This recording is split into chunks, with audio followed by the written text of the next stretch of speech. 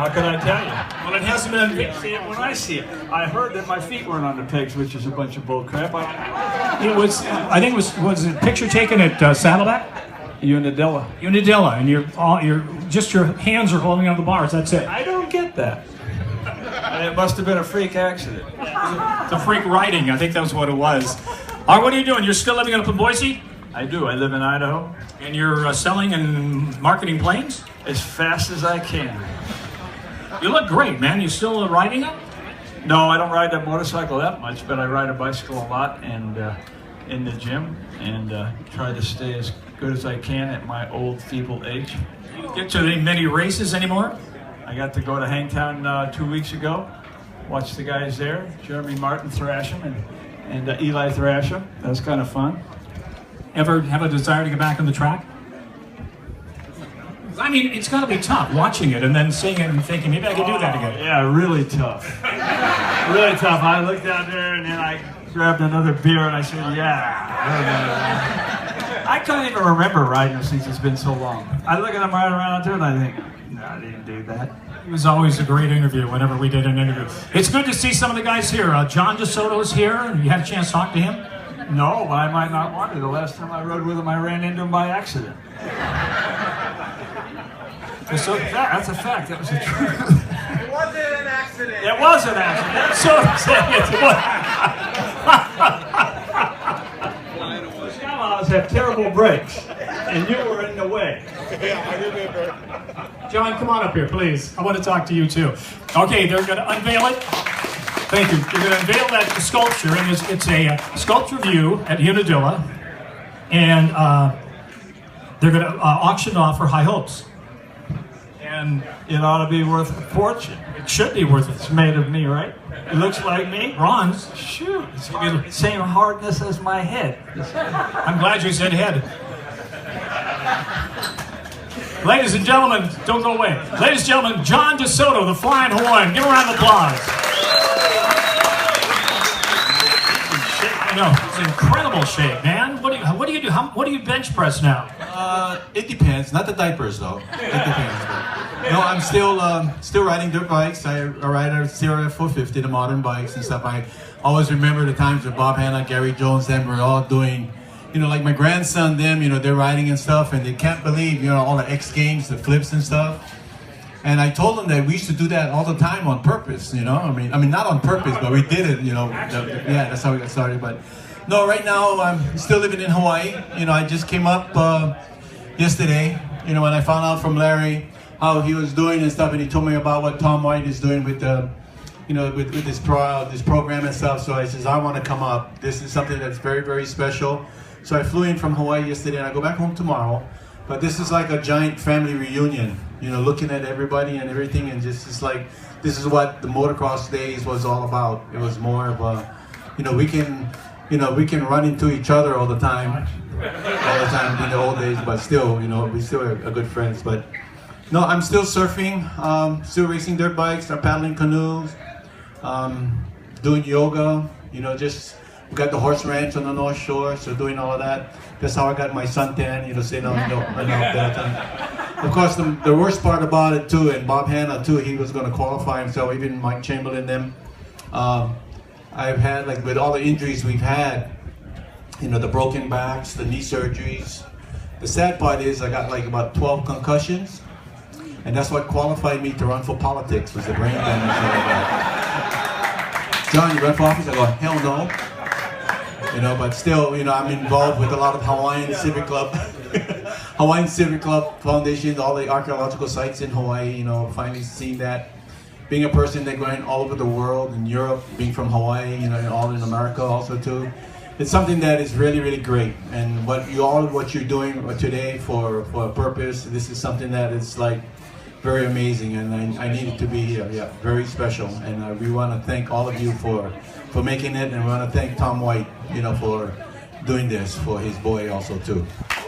John DeSoto. Ladies and gentlemen, would you welcome Malcolm Smith?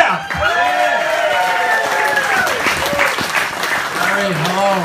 I gotta follow Sean DeSoto. I don't know how to do that. I'm gonna be up here on stage with Bob Hanna. Bob Hanna always insults me.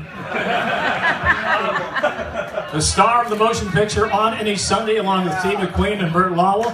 Malcolm, how are you doing and what's going on? Well, just still enjoying motorcycles, riding them a lot slower than I used to. Are we all? Yep. And we're still here though. And we're able to ride, so that's all that matters. Dealership's doing well. Malcolm Smith Motorsports, Riverside. Alexander and Ashley are running it now and doing a good job, and real happy. Thank you. I was very surprised to get that poster you sent me. I've got it mounted on my wall in my studio. Very nice. Thank you. What do you when you look back at the movie, Bruce Brown's movie, On Any Sunday, what comes to mind? I mean, you told me one time you thought it was going to be kind of just a fun thing to do, and then you had no idea it was going to get as big as it did. Well, I had no idea I'd be a big part of it. I just thought it'd be a minute or two shot in it, and that'd be the end of it. And it was $1 million worth of publicity for me, and it was great. What was it? Bruce is still a real good friend of mine. I see him all the time. What was it like playing around with McQueen and Lowell?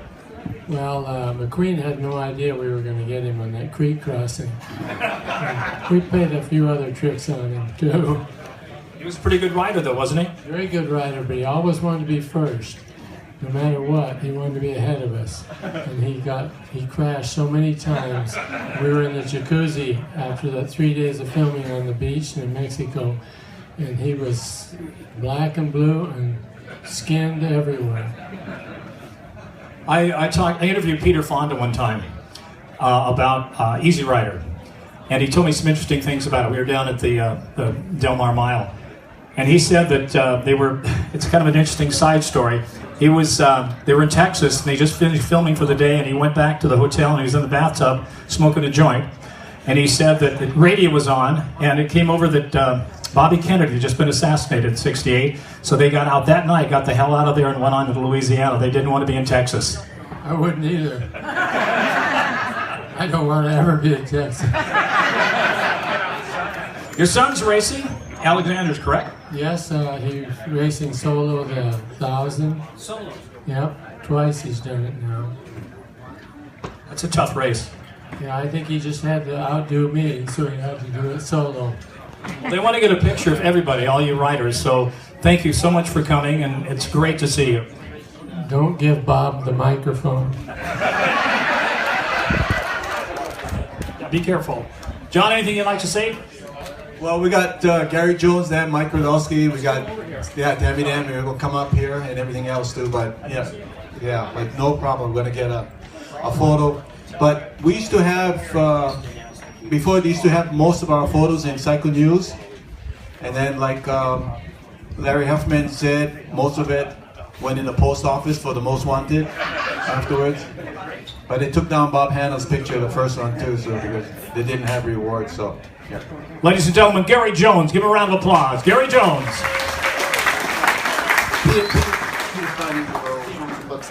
Okay, Peter Starr, we've got some books that need to be signed. They want to leave, so where is he signing them? Here in the front. By the museum, or right? Okay, cool. Right over there. Okay, to the right. Okay, keep waving. Thank you. All right. Let's talk about your career. I think of, let's see, Can-Am. Didn't you win a championship at Can-Am? Yeah, I think I was the only one that ever won it. No, Jimmy Ellis won a Supercross. When did you win the championship? It's 1974. That was the Supercross or 250? 250? The 250s, yeah. What have you been doing since then? Well, I'm still in the industry. I work for Henson Clutch Components, and we build the clutches and stuff for all the factory works riders and bikes, stuff like that. And, they're sponsoring my son and with Honda, and we're racing off-road series and stuff like that. My son was ISD gold medalist and really, I didn't know that. And world champion for the junior trophy team. Wow, that's incredible. So you're still doing some riding? Yeah, I try to ride every week. Well, you look good. You're not getting fat, and you and DeSoto are looking good. I'm telling you. Well, good to have you here. And what do you eventually want to continue? You just want to continue riding and having a good time? Well, I'm having a great time living through my son now. He raced. He just rode the national last week, his first try. He made the main event, and he got a 26, which was good for the first time ever. And he's racing off road for, like I say, factory Honda guys. He's running second in the Works Off-Road Series. He won the San Felipe 250. They won the Baja South 500. And they're down pre-running for the 500 for next week. Good to have you with us today. Ladies and gentlemen, Gary Jones. Give a round of applause. Big round. Thanks a lot, you guys. And I really appreciate Tom having this event. And every time he has something like this, I'm always here to sign autographs, help him out with anything he needs. And it's a really good event. Good to have you with us. Gary Jones, ladies and gentlemen. Mike Kudrowski. I'm kind of at a disadvantage because you came on the scene after I got booted out. Well, tell me what happened. That's very true. I think I was at some Supercross with you. When did you start racing? Year? 89 was my first year. I was out in 87. They booted me out in 87. Maybe it was the school I went to with you. Awesome, yeah, the Racer's Guide to PR course, yeah. Tell me about your career. What all did you accomplish? Let me see. It can't be that hard. There's a few. 2 125 championships, a 250 national championship, 500 championship, 2 world off-road championships, 3 times motocross the nation champion, and inducted in the Hall of Fame. So you're in a Hall of Fame. What are you doing now, Mike? Right now, I currently am doing construction, superintendent, all commercial work. So, You still ride? yeah, I ride a little bit. We go out to the desert with family and off-road in the hills with my buddies. DeSoto mentioned kids nowadays, the X Games and the flat back flips and all that. Are you kind of blown away at what they do now? Well, I can do a couple back. I can do 2 off one jump. Is that what you mean? Yeah. That's it. Then it's over. It's done one time.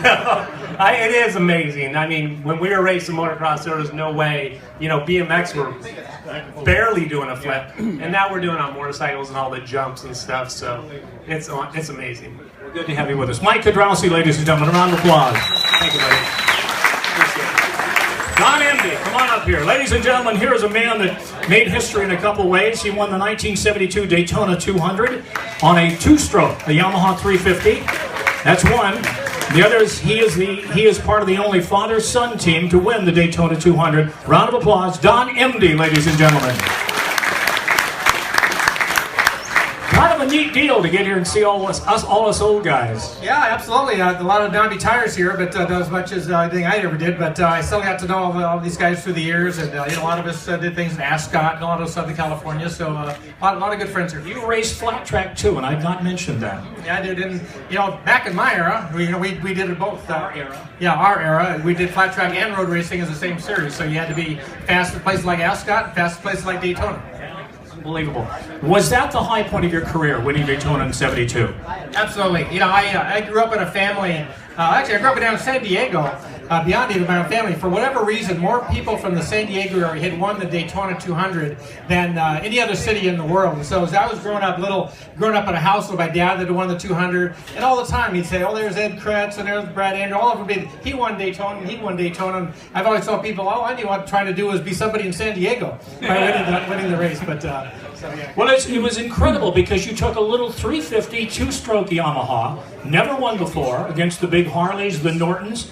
And was it that much of a surprise? Well, it was a real year of transition. Suzuki and Kawasaki had had brand new bikes, big 750 cc 2-strokes, and the problem was they were faster than they had tires and even the engines themselves. And so really, we kind of knew before the race even started that at 100 miles they would all be out of the way. And so people always called me the giant killer for beating all those big bikes. But the reality was there was about 50 other 350 Yamahas in the race that I had to beat. So yeah.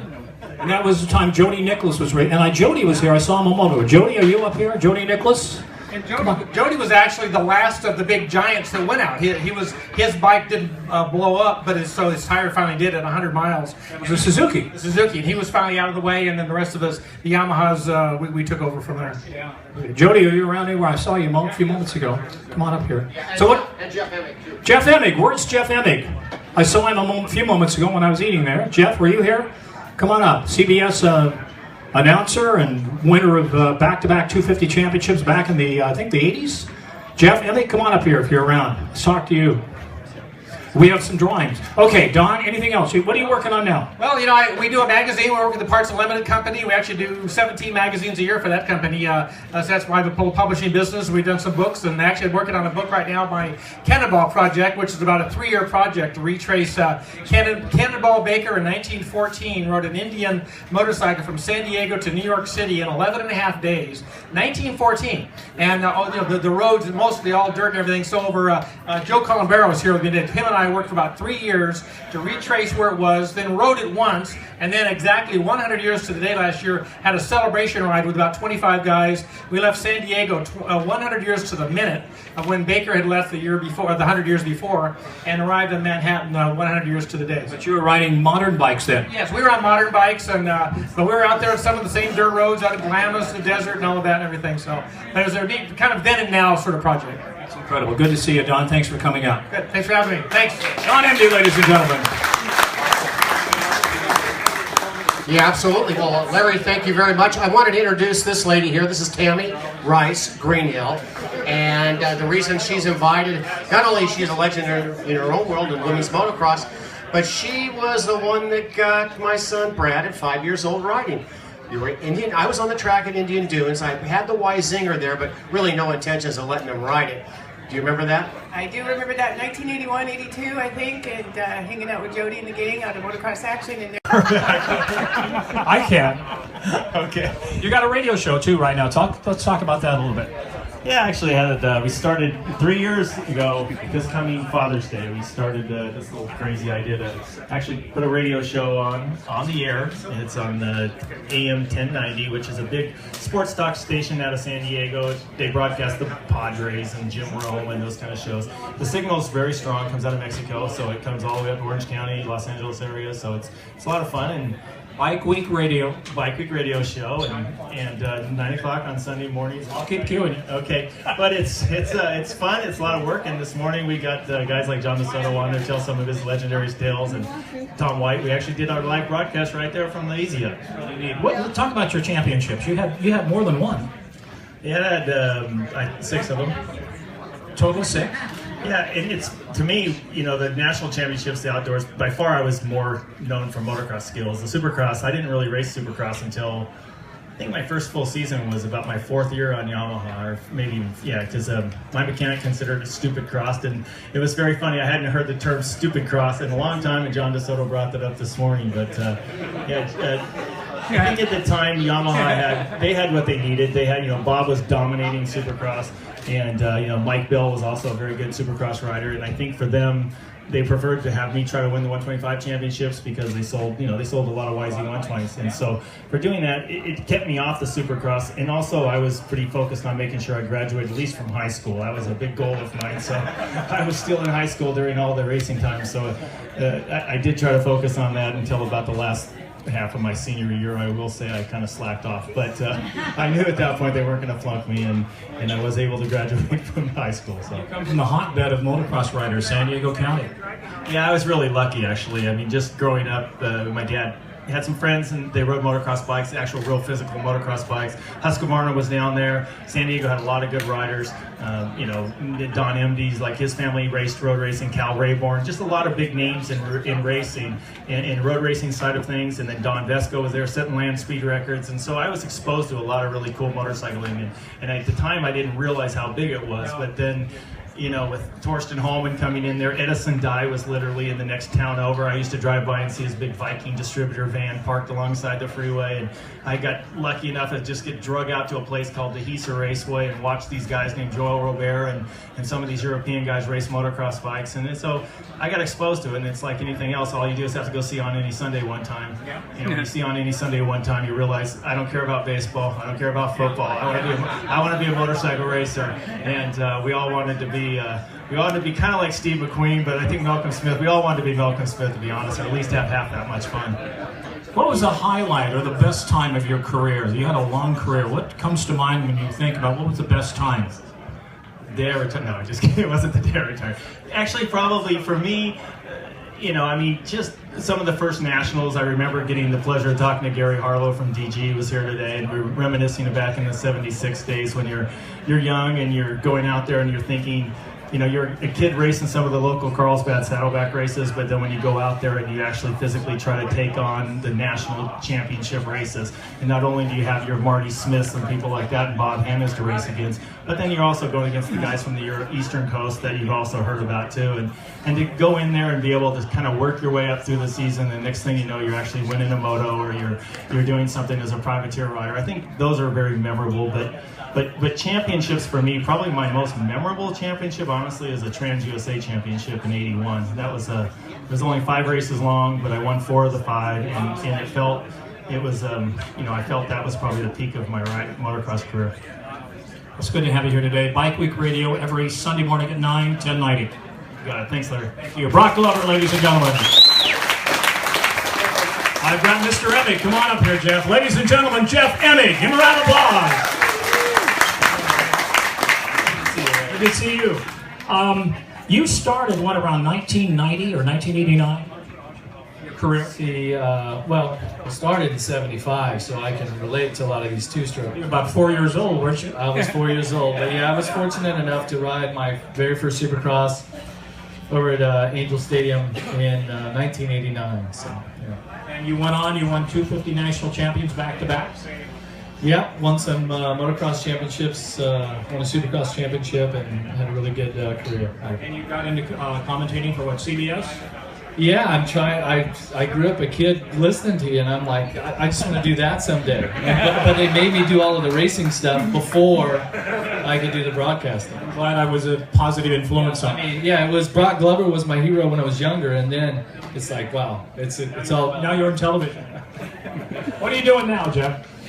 Well, I have the summer off, but I do spend a lot of time with the Supercross broadcast. I do a lot of work with Fox Racing and Shift MX.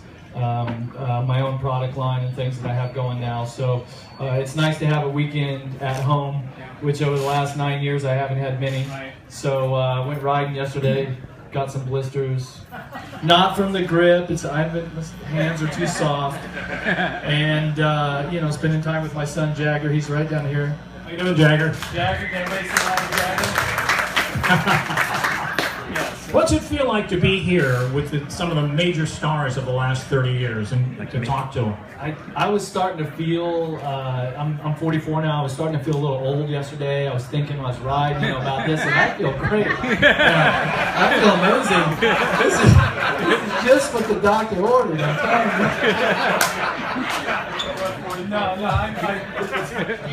you. Seriously, all joking aside, I am, yeah, that's right. Some of us forget what even happened when we were 44.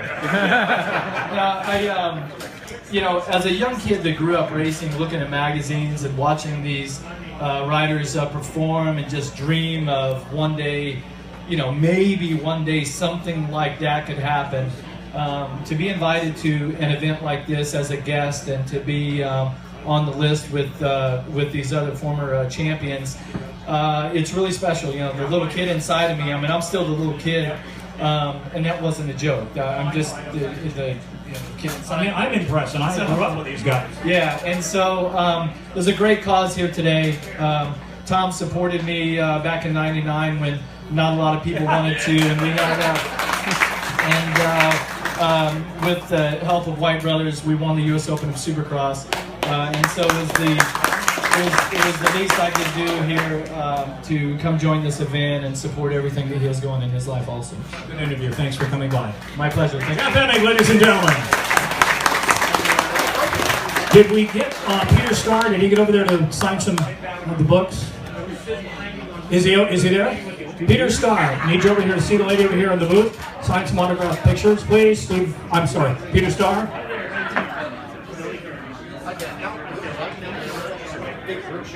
Okay, we'd like to have all the stars back up here, and we'd like to get a group shot of all of you, please. Come on up here if you would. Jeff Emig and all, John DeSoto, Hannah. Oh, look at this.